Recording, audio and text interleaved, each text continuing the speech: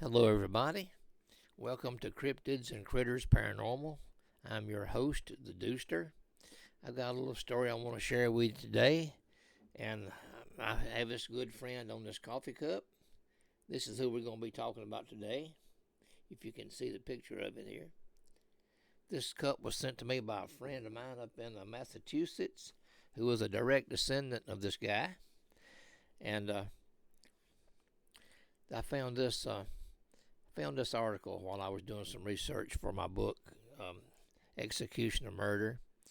I also have it featured in my other smaller book that is Trials and Tribulations.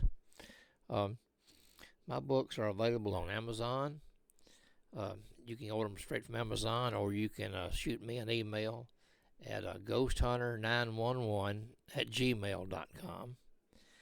That is ghosthunter911@gmail.com. And I can sign and autograph you a copy, and I can ship it out to you. The prices are the same as they are on the Amazon page, but we'll have to add a $5 shipping to each book to cover the cost of the shipping and postage. It is a casual day here at Soggy Bottom Bookstore, and I've been putting in a new faucet in our bathroom sink, and I just got done with it and thought I would jump on here for a few minutes and share this little story with you.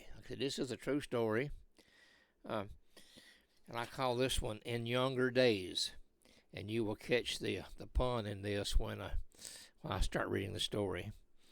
On October 6, 1894, William Nicholas Henderson, that's the guy on the coffee cup I was showing you, who often used the alias of Wick Younger, hence the pun In Younger Days, they got into a heated argument with Jefferson T. Edwards near the small community of Blackjack in Robertson County.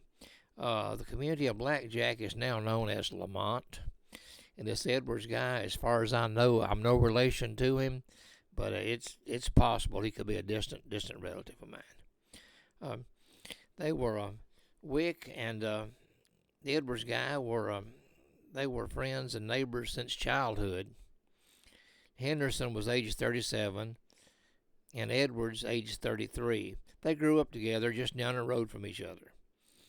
While the true cause of the altercation is unknown at this point in time, it is rumored the bad blood between them involved a woman in the community. Family sources indicate that it could possibly have been Henderson's own wife, Thursday Jane, or maybe her sister, Rebecca.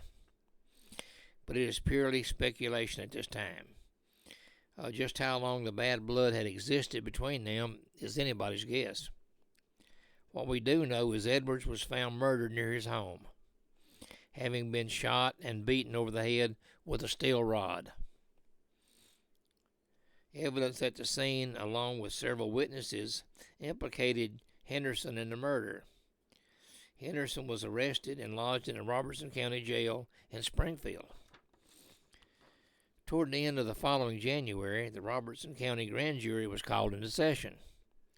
Based upon evidence presented and the testimony of the victim's father, Bowling Edwards, Dr. J.F. Payton, and several others, the grand jury returned with a true bill and handed down an indictment of murder against Henderson in the death of Edwards. The indictment stated that Edwards was killed by an assault on the body with an iron rod and a pistol, inflicting several wounds, and on account of which J.T. Edwards then and there instantly died. Henderson is remanded to jail to await trial, which is set for the February term of court. Jefferson T. Edwards was laid to rest in the Williams Chapel Baptist Church near his home, and he was the son of Bowling and Narcissa Edwards. Like I said, I'm not sure if they were related or not, to tell you the truth. I got a little more digging to find out. Anyway, on February 5th, 1895, Henderson appeared in court and requested a continuance, which was granted by the court. Henderson and his father, Alexander Henderson, posted an $8,000 bond, and the case was continued until the June term. On June 17, 1895, Henderson was granted another continuance, and he posted another bond in the amount of $5,000. The trial is slated for the next term of court. On September 28, 1895, another continuance was granted, and Henderson posted another bond, this time in the amount of $10,000. The case is on the docket for the January 1896 term. The trial finally gets underway February the 5th, 1896, with Circuit Court Judge A.H. Munford presiding. Henderson enters a plea of not guilty, and the jury selection begins. The jury is sequestered under guard, and the defendant is remanded back to jail. The trial lasted for 2 days, and the jury was handed the case. After deliberating 2 days, they returned to the courtroom and announced they were unable to reach a verdict and were hopelessly deadlocked. Judge Mumford declared a mistrial and dismissed the jury. A new trial was slated for the June term. Henderson posted another $10,000 bond for his appearance at the June term. On June 8, 1896, Henderson and his counsel stood before Judge Mumford, and they request yet another continuance. The continuance is granted, and the defendant again posts another $10,000 bond to appear at the September term of court. After being released on bond, William N. Henderson, alias Wick Younger, returned to his home near Blackjack, which is in Lamont, Tennessee, and his freedom, though, was to be short-lived. Actually 26 days to be exact. Now it gets fun here now. On July 4th, 1896, William Nicholas Henderson, alias Wick Younger, rode his old farm mule to nearby Adairville, Kentucky, to participate in the Independence Day festivities on the square. Partaking of spirits obtained from a local bootlegger, Henderson was soon intoxicated and became quite rowdy. 30-year-old Hence Harmon had served as the Adairville town marshal for several years and was diligently watching over the festivities.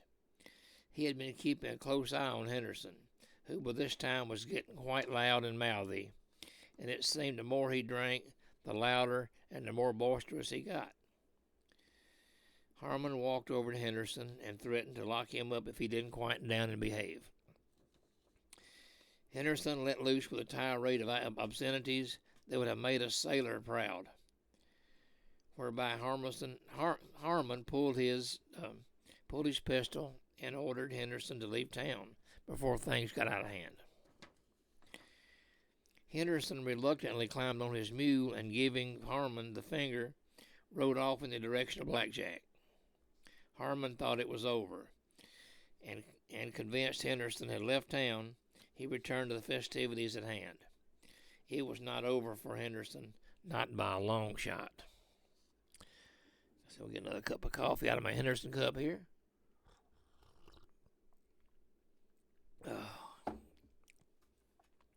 Around 6:15 that evening, Henderson rode up to Harmon, waved his pistol at Harmon's face, and quickly rode out of town.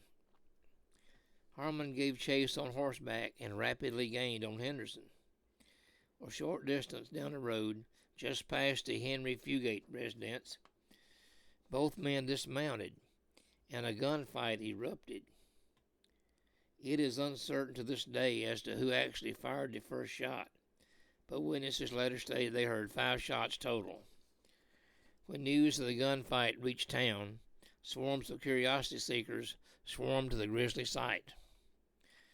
They found Harmon laying dead in the road with a bullet through the heart and another bullet mark on his ear. Henderson's body was laying in a cornfield about 10 feet from the fence, face down, with his pistol tightly grasped and his fingers still on the trigger. He had been shot through the heart as well. Evidence at the scene suggested that both men had been fairly close together when the shooting took place. This sounds more like a duel than it does a gunfight. Anyway, speculation was that Henderson had probably climbed over the fence after being shot. The bodies were loaded into a wagon and hauled back to town, where an inquest was conducted. The following Monday, Harmon was laid to rest in the Masonic Lodge Cemetery in Adairville. The thumbnail I'm going to put up on this video is going to be a picture of Harmon, and then you can see what he looked like. Henderson's remains were taken to his home in Blackjack and turned over to his wife and children. He was laid to rest in the family cemetery beside his brother Henry, who had also lost his life in Adairville, Kentucky, after being hit in the head with a ball bat by Dates Patterson, one of Adairville's most notorious bootleggers. And that is the story of Wick Younger. I hope you enjoyed it. Said he does have some family connection, and I just thought you might enjoy that. So, like I said, my books are available on Amazon. They're also available for me at my home. If you're around Adams, Tennessee, anytime, they also have my books featured at the Moss's Restaurant in downtown Adams, Tennessee, at City Hall in a restaurant. So, like I said, this is a Dooster. I hope you enjoyed it. Come back to see us. Like and subscribe to my YouTube channel. And once again, we will catch you next time. Have a good day.